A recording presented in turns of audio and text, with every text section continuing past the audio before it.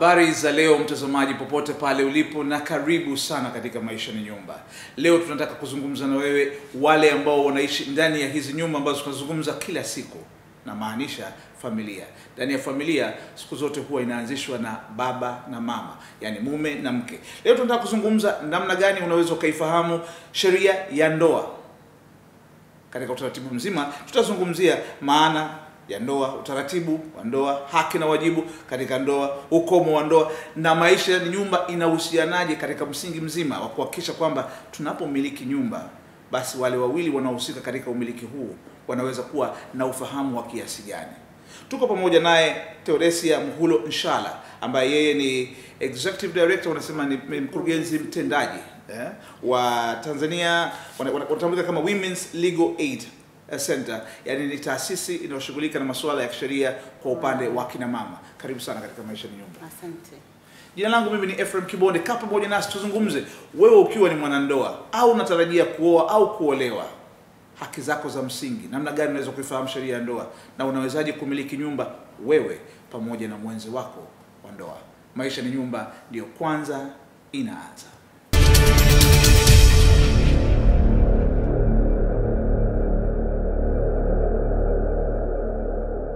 Theodosia, labda tuanze moja kwa moja na sheria ya ndoa. Maana unajua kwa tunafahamu tu kuna kufunga ndoa, unakwenda mwingine mmefunga ndoa ya Kiislamu msikitini, mwingine serikali, mwingine mmefunga ndoa ya kimila, mwingine ameenda kufunga ndoa ya kanisani. Sheria ya ndoa ni ipi kwa kifupi na mapana yake ukijumlisha kwa pamoja?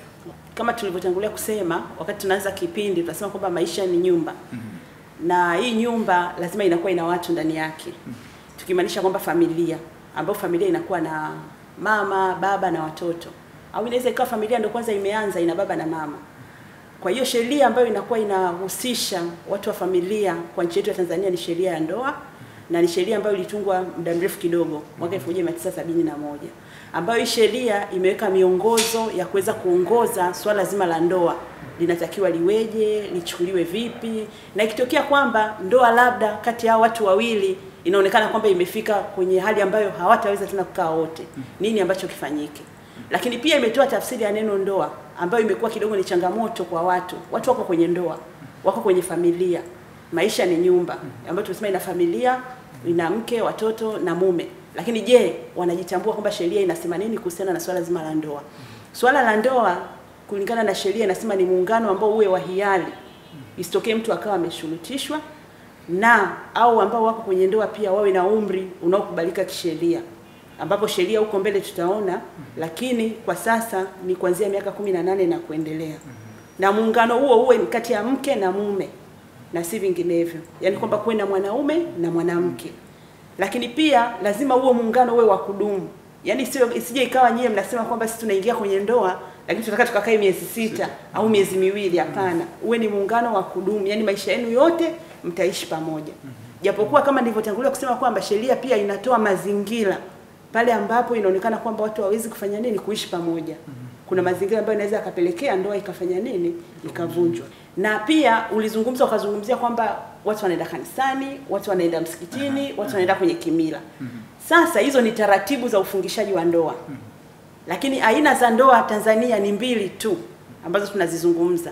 Aina ya kwanza ni ya mke mmoja na wake wengi, ambayo watu wengi wamekuwa wakichanganya.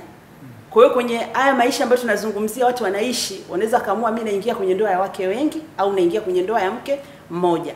Na tunapozungumzia mke mmoja, inaweza ikawa ni ndoa labda ya Kiislamu, imefungwa kwa taratibu za Kiislamu, imefungwa kwa taratibu za kimila au za kiserikali.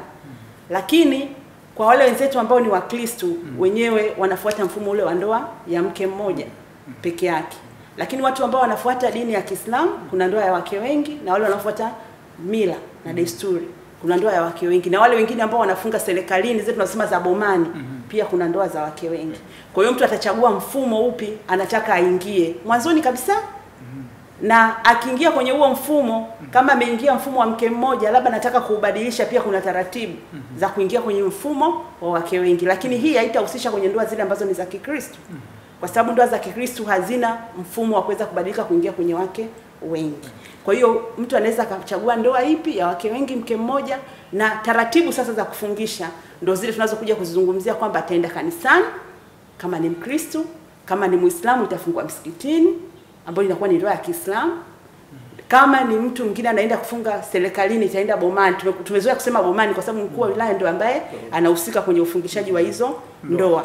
Kwa hiyo ataenda kule serikalini. Lakini kwa mila na desturi tunajua Tanzania ina makabila mengi, na haya makabila pia yanatambulika. Kuna utaratibu, kuna sheria za kimila zinazoongoza. Ili mtu aonekane kwamba ameoa, anatakiwa kupitia hatua fulani. Kwa zile hatua za kimila zitaangaliwa na yule mtu ataweza kuzipitia na kusema kwamba hii ni ndoa ambayo imefungwa kwa taratibu za kimila. Na mwisho wa siku katika hizi ndoa zote zimefungwa kwa taratibu 3, kunatakiwa pia cheti cha ndoa kiweze kutolewa. Kwa cheti cha ndoa kitatolewa kuthibitisha, kwa sababu ile inakuwa pia ni uthibitisho kwamba hawa watu ni wanandoa. Lakini ningependa kuzungumzia kitu kingine ambacho kimekuwa kikijitokeza sana kwenye jamii yetu. Watu wamekuwa wakisema kwamba mtu mkiishi miezi miwili, nyinyi mnaonekana ni wanandoa, au 6 mnaonekana ni wanandoa. Hapana. Sheria inasemaje juu hiyo? Sheria inazungumza kitu kinaitwa dhana ya ndoa.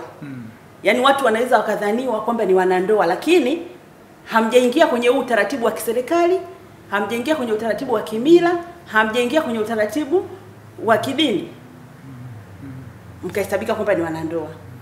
Ikoje kisheria? Sheria inasema hawa watu, kama nilivyotangulia kusema, kwanza lazima ni wawe mke na mume, yani mwanamke na mwanaume, na wawe wameingia kwa hiari, na pia uhusiano wao uweze kutambulika na jamii inayowazunguka, majirani waweze kujua hawa ni mke na mume, na pia wao wamekaa pamoja zaidi ya miaka 2. Kwa hiyo sio miezi 6, ni zaidi ya miaka 2, ndipo watakapotambulika kwamba kuna nini, kuna dhana ya ndoa.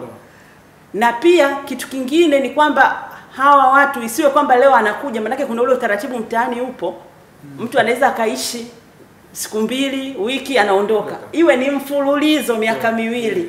Wanaishi pamoja. Wanaishi pamoja ndani ya hiyo nyumba. Tunasema maisha ni nyumba. Ndani ya hiyo nyumba mmenunua, nyumba zimeuzwa na NHC, mmenunua, mnakaa kwenye hiyo apartment yenu, lazima iwe zaidi ya miaka 2.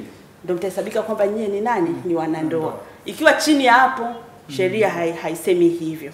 Kwa hiyo itaonekana tu ni kwamba mlikuwa mnaishi tu kama marafiki, lakini si wanandoa.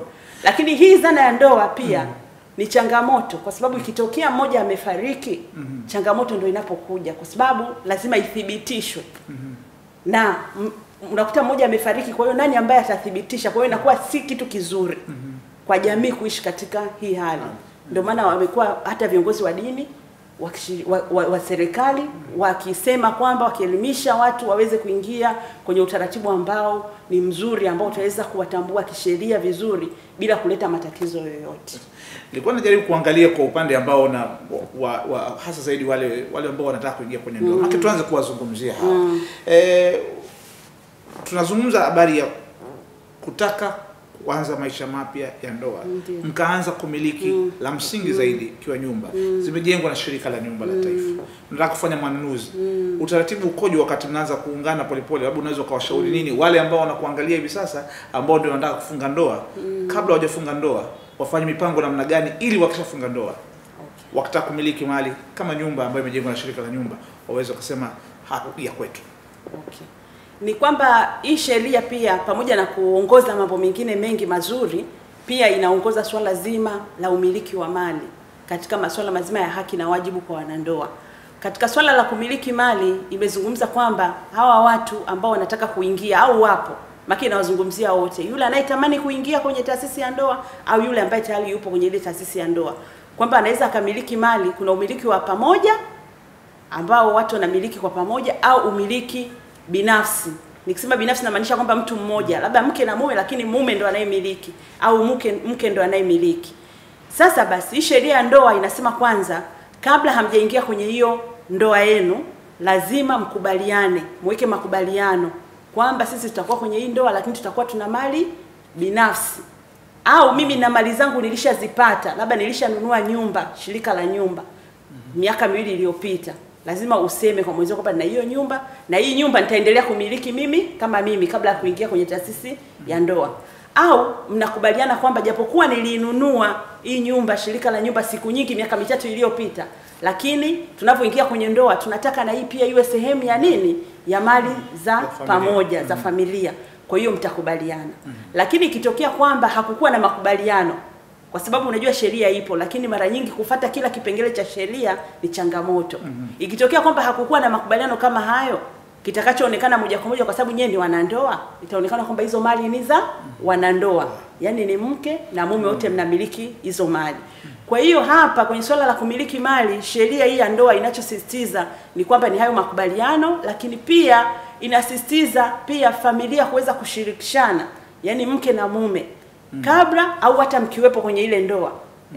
Kwamba kama tunavyojua shirika la nyumba linajenga nyumba nyingi, linauza. Wewe mwanandoa mmoja, mume au mke, usiende kununua tu kisirisiri ukamficha mke wako, kwa sababu kuna mambo mengi. Saa nyingine unaweza ukawa hauna hata hizo pesa taslim, ikabidi ukachukue mkopo benki uweze kununua nyumba inayouzwa na shirika la nyumba. Sasa ukishainunua ikatokea shida, labda umeshindwa kupeleka ile marejesho, inakuwa ni shida. Lakini kama ulimshirikisha mwenzio, mke au mume, inakuwa ni rahisi, kwa sababu hata mtapanga kwamba sasa hivi marejesho labda mimi siwezi, wewe una shilingi hizi, mtachukua pamoja, mtachanganya na kuweza kupeleka ile marejesho kwa pamoja. Na wengine sasa ambao wanamiliki mali, acha kwamba amenunua chini ya shirika la nyumba, labda amenunua tu kwa mtu binafsi, ndio unakuta kwamba mali inaweza ikauzwa kwa sababu ameshindwa kufanya nini, kupeleka ile marejesho. Kwa hiyo mali inauzwa, au hata inaweza ikapotea kwa sababu mwingine hafahamu. Tuchukulie mfano mke au mume ambaye amemficha mwenzie, inatokea leo labda hayupo, amefariki, na amefanya siri kwa sababu hakumshirikisha mwenzie. Ina maana kwamba ikitokea hayupo na mwenzie ajui, itapotea tu huko. Lakini kama aliweza kushirikisha mwenzie, wote watakuwa wanafahamu, na ikitokea hayupo watajua kwamba afuatilie nini, na pia hata iendeleze vipi. Kwa sababu linapokuja swala la mirathi pia lazima yule msimamizi wa mirathi ajue mali ziko wapi, aweze kuzikusanya pamoja. Sasa kama hazijulikani, ataweza kuzikusanya, ndio unakuta mali sasa zinapotea kwenye mikono ya watu wengine na kuto kunufaisha wale wanandoa au familia ile. Sasa sijui wajibu ukokoje, unaweza ukatuambia nini sisi ambao tuko katika ndoa hivi sasa, swala la ushirikishwaji linaweza likafanywa namna gani? Ni kwamba kama ambavyo tunajua kwamba sheria ya ndoa inawahusu wanandoa, mke na mume. Watoto au watu wengine wanakuja ninapokuja swala kwamba sasa nina mirathi. Lakini ninapokuwa ndoa bado ipo, hawa watu wapo, linakuwa ni swala la ndoa. Mirathi ni baada ya mmoja kuwa amefariki. Kwa hiyo katika sheria hii kwenye swala zima la haki na wajibu kwenye mambo ya mali, umiliki wa mali, na hasa tukilenga kuzungumzia nyumba, na kama tunasema maisha ni nyumba, kwa hiyo tunazungumzia nyumba, na ndipo migogoro mingi ambapo inajitokeza na matatizo mengi yanajitokeza. Sheria inachokisema ni kwamba kwa wale ambao wako kwenye ndoa, lazima kunapotokea kwamba kuna nafasi ya kuweza kununua nyumba au unaweza kuuza, kwa sababu pia mali unaweza ukawa na nyumba lakini pia ukataka kuiuza ile nyumba. Kinachotakiwa kuangaliwa hapo, lazima mshirikishane. Yaani mke na mume lazima mpeane taarifa. Kwa sababu ikitokea kwamba umeuza bila kumshirikisha ni tatizo. Na ikitokea kwamba umenunua ukamficha, kama nilivyotangulia kusema, inaweza mali ikapotea hivi kwenye mikono ambayo sio salama. Lakini pia inaweza hata ikaleta migogoro mingine, kwa sababu kama wanandoa mnatakiwa muwe wazi, muweze kushirikishana kwenye masuala mazima ya mali. Hebu fikiria leo ikitokea unakuja kugundua kwamba labda mume wako ana nyumba sehemu fulani na hakutaka kukwambia. Mara nyingi ndio migogoro inapoanza. Kwa sababu kwa nini hukutaka kuniambia? Ina maana kwamba ulikuwa una agenda ya siri na agenda ambayo ni sio nzuri kwangu. Lakini kama ukimshirikisha inakuwa haina tatizo. Kwa hiyo kitu cha kwanza kabisa ni kushirikishana kati ya wanandoa kwenye kufanya maamuzi kwenye masuala mazima ya umiliki wa mali, hasa tukiangalia kwenye swala zima la nyumba. Na kingine kikubwa ambacho ni kizuri ni umiliki wa pamoja. Ni mzuri sana kwa wanandoa, kwa sababu mnapokuwa mnamiliki pamoja, mali ile inapotokea haupo, moja kwa moja ile mali itabaki mikononi salama kwa yule mwingine ambaye yupo. Labda hapo niulize, unajua umiliki wa nyumba kuna tabu moja. Kuna utaratibu ambao mnaweza mkashirikiana wote mna vipato. Kwa mfano baba ana kipato, mama hana kipato. Baba ndio mtoaji hela. Kamshirikisha mama kwa maneno tu kwa sababu ni mkewe. Lakini sasa yale maneno ambayo mama anashirikishwa, mama pia anaweza akatoa ushauri ambao ukawa ni ushauri mzuri zaidi. Kwa mfano, unaweza ukawa una pesa wewe baba, unafanya kazi. Ukasema nimesikia Mangi anauza kiwanja. Na hizi milioni zangu labda milioni 70 au milioni 100. Lakini mama akwambia mbona nimesikia shirika la nyumba linauza nyumba ambazo zimekamilika kabisa. Kwa nini badala ya kwenda kununua kwa mangi kiwanja uje ukiendeleza, kwa nini tusiende shirika la nyumba tukanunua kiwanja, tukapata kiwanja na nyumba tukahamia. Kwa hiyo unakuta kwamba amekupa mawazo ambayo ni mazuri. Sasa baba akawa kwa mfano ikatokea baba hayupo. Mama hakutoa senta. Lakini mama ana mchango hata kama hakuwepo. Kuna vitu huwa tunavisema kwamba kuna zile majukumu mengine ambayo mama anayafanya ambayo huwezi ukayaweka kwenye pesa. Kwa mfano, mama ndo anahakikisha kwanza amekuandalia hata mwenyewe ukaweza kwenda kufanya ile kazi yako vizuri ofisini. Ni kwa sababu mama ana mchango. Fikiria nyumbani kukiwa hakuna amani, huwezi kufanya kazi yako vizuri. Mama ndo anayekuandalia chakula. Siku hizi na hali ngumu ilivyo ya uchumi, mpaka tunaandaliwa vyakula kwa ajili ya kwenda navyo ofisini. Mama anaamka saa 11 anakupikia kile chakula ili uende ukafanya kazi vizuri ofisini. Anakupakia vizuri. Tena ukisahau anakukumbusha umesahau chakula chako hiki, unaenda nacho ofisini. Kwa hiyo mama ana mchango ule, achilia mbali wa fedha. Fedha ndio ni mchango kwa sababu unaonekana. Lakini kuna michango mingi ambayo mama anaitoa haionekani, na hiyo sasa inakuja kwenye sheria ya ndoa pia huwa inakuja kuonekana baadaye inapofika kwenye swala la talaka na mgawanyo wa mali. Hajachangia pesa lakini amechangia mchango ambao hauwezi kuonekana na ni mkubwa sana. Hebu fikiria siku mama hayupo, wewe umebaki na watoto, kwanza unaweza ukachanganyikiwa. Lakini anajua jinsi ya wa manage, watoto wataenda shule, nyumba itakuwa safi, kila kitu kitakaa vizuri. Nataka tujezungumze kwa mapana zaidi juu ya hii inapofikia kwenye ukomo. Maana mara nyingi familia zetu hasa zaidi Afrika, baba ndio mchapa kazi zaidi. Ndio wapo akina mama. Na hapo inapokuwa mama ni mchapa kazi zaidi, na mama mwenye kipato kikubwa zaidi ndio mnunuzi au ndio mleta mkate nyumbani. Na yenyewe haijalishi, yani sheria ya ndoa inazungumzia wanandoa, mke au mume. Haijalishi kipato kikubwa kiko na nani. Kwa hiyo ikitokea pia mama kama unavyozungumza ndio ambaye analeta labda pesa pale nyumbani.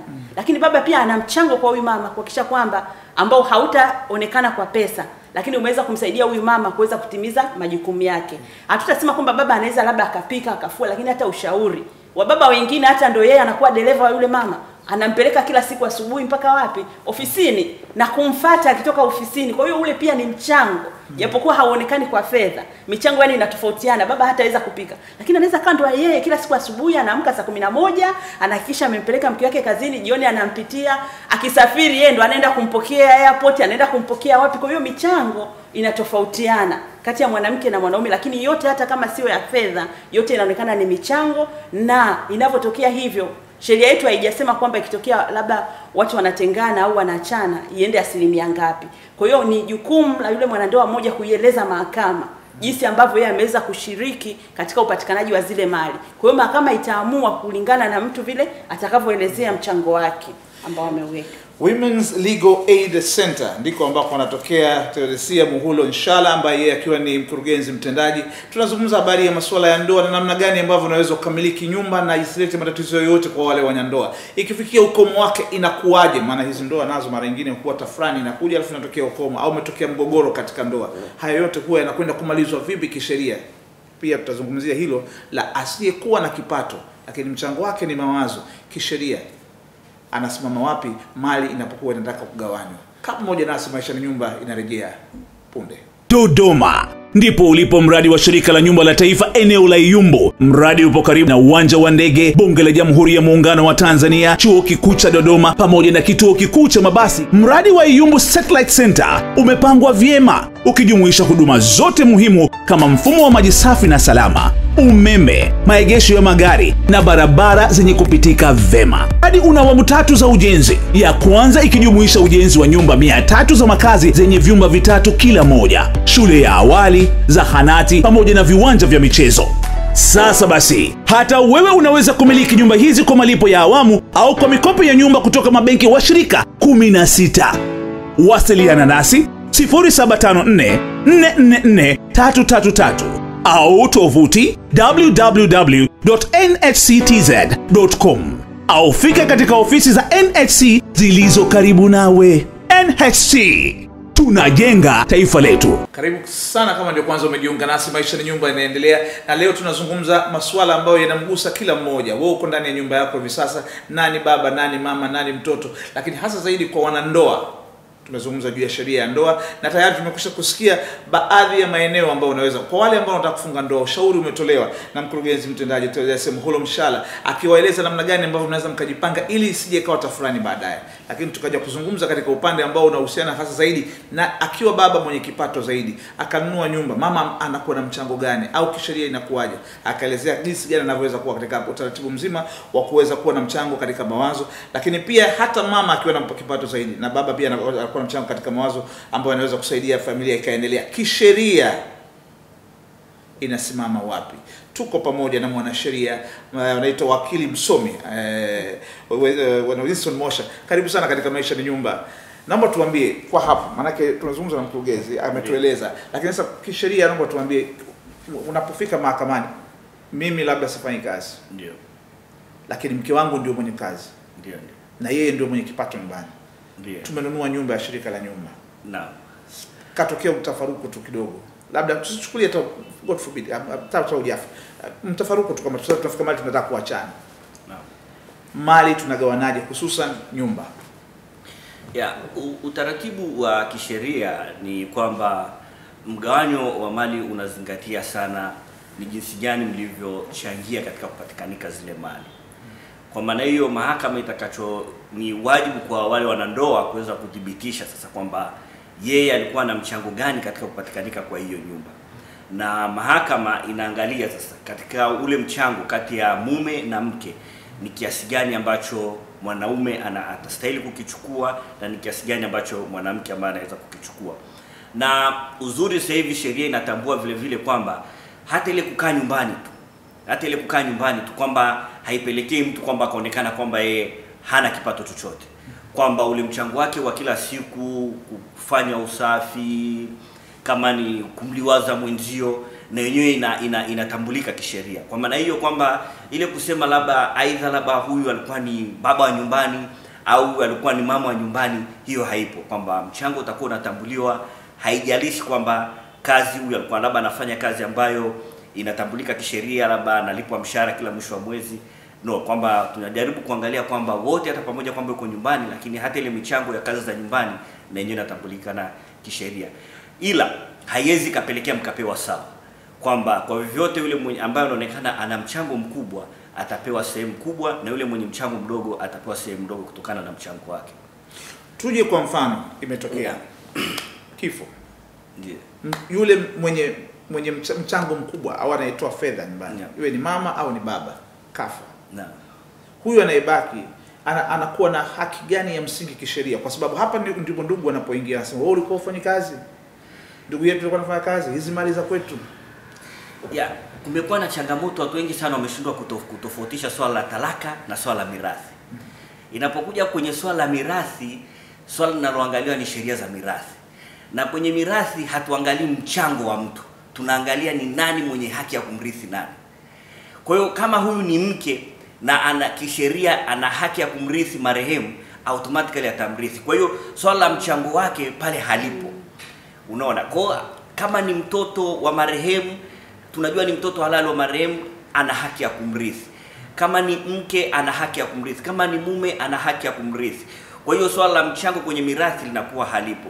Swala la mchango lipo kwenye swala la talaka tu. Na hii imekuwa ni changamoto sana kwa wananchi wengi. Inapofikia kwenye swala la mirathi, watu wanakuwa wanafikiri kwamba swala la mirathi inatumika sheria ya ndoa, na wanajaribu kuleta zile hoja za sheria ya ndoa kwamba alikuwa anafanya kazi ni mume, mama alikuwa ni mama wa nyumbani, kwa hiyo huyu hastahili chochote au labda stahili yake ni ndogo.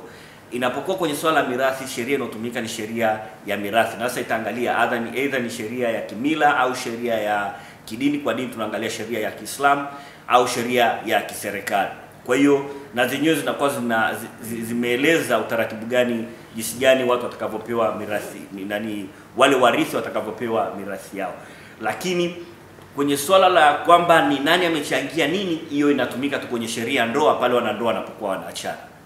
Lakini labda tu kusisitiza kwa tunapozungumzia swala la wanandoa, tunasisitiza hasa linapokuja swala zima la kununua nyumba, tunasisitiza waingie kwenye mfumo wa umiliki wa pamoja, na mfumo wa umiliki wa pamoja unaopendekezwa kwa wanandoa ni ule wa hisa zisizogawanyika, ambao unakuta kwamba kama ni mke na mume, kama ulivyotangulia kusema kwamba wana vipato fulani na wameamua kwa pamoja kuweza kununua hii nyumba au kwenda benki kukopa na kununua nyumba. Kwa hiyo ina maana kwamba akiwa mke hayupo, mume akabaki, ina maana kwamba umiliki ule utaenda moja kwa moja kwa mume. Kwa hiyo hii mali inakuwa imelindwa. Ikiwa kwamba mke hayupo, akiwa mume hayupo, ina maana umiliki utaenda moja kwa moja kwa nani? Kwa mke. Kwa hiyo ina maana kwamba hiki kitu kinakuwa kimelindwa. Hata ikitokea sasa labda mmoja amefariki, linakuwa swala la mirathi. Litakapoenda kwenye mirathi, watasema marehemu ana mali hizi, lakini kuna mali hii ambayo iko kwenye huu utaratibu. Kwa hiyo unaona kwamba hii inakuwa ni nje ya huo utaratibu mwingine ambao unaenda kufuatwa. Na hii inasaidia sana kwa upande wa wanandoa. Kwa mfano tukizungumzia, inaweza ikawa wanandoa wamenunua nyumba yao shirika la nyumba, wakaamua kumpa mtoto, wanaandika jina la mtoto, na ambavyo imekuwa wanandoa wengi wakifanya hivyo. Lakini hii hatushauri sana kutokana na kesi ambazo tunazipokea kituoni kwetu, ambazo zimeleta mivurugano mingi sana na mwisho wa siku kuwafanya wanandoa wakawa hawana makazi.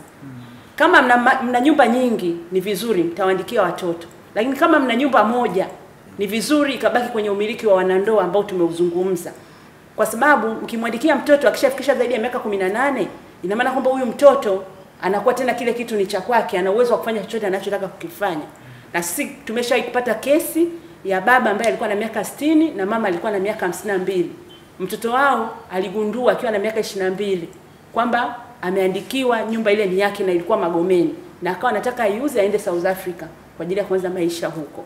Kwa alipogundua akawa anawaambia wazazi anataka kuiuza ile nyumba. Wazazi wakamwambia hapana, japokuwa imeandikwa kwa jina lako, hii nyumba ni yetu sisi, tunakaa mpaka pale ambapo labda tutafariki ndio utaweza kuirithi. Lakini mtoto kwa sababu alikuwa anajua hivyo, na tunavyojua mali yoyote ambayo kinachoangaliwa ni umiliki, especially hasa kwenye mali hizi za nyumba, mali za viwanja, kinachoangaliwa ni kwamba karatasi ile hati au karatasi hati ya mauziano au hati ile ya nyumba au ya kiwanja imeandikwa jina la nani. Kuta imeandikwa ni mtoto wao na ambaye tayari ana miaka zaidi ya 18. Kwa hiyo moja kwa moja hii inakuwa ni mali yake. Kwa hiyo wakaenda baraza la ardhi na nyumba la wilaya, kesi wakaenda kufungua wazazi wakisema kwamba hii nyumba haiwezi kuuzwa kwa sababu ni ya kwao mpaka labda ikitokea wamefariki ndio mtoto ataweza kuirithi. Baraza la ardhi na nyumba la wilaya wakashindwa.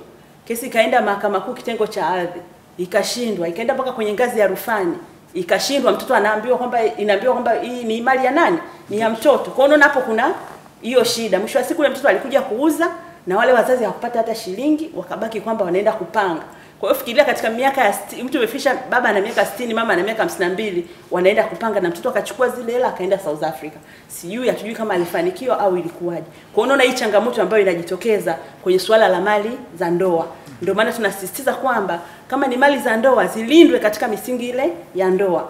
Ikitokea sasa mwanandoa mmoja hayupo, ndio watu sasa watakuja warithi, ikiwemo na wale watoto. Lakini kama mali ziko nyingi ni vizuri kuandikia watoto. Lakini kama ni moja ni vizuri kuiweka kwenye misingi ya ndoa ili basi iweze kuwanufaisha wanandoa na hata watoto pia.